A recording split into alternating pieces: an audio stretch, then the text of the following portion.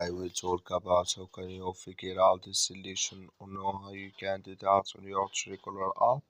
So you just follow these ways, then it's going to work with you. So all you have to do, you just go here above your photo profile, click on it. So then it's going to take you to your profile. It's going to show for you like this here.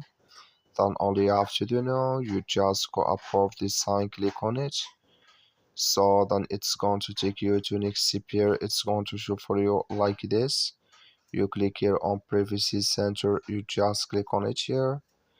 Then it's going to take you to this list. Then all you have to do now, just go down. You click here on control who ads appear to you. So then you come here to get this and promotions, clicking on no here. So then it's going to disable with you here get this and promotions on your Truecaller app. That's all you have to do. That's all. Thank you for watching. Don't forget to support us by liking.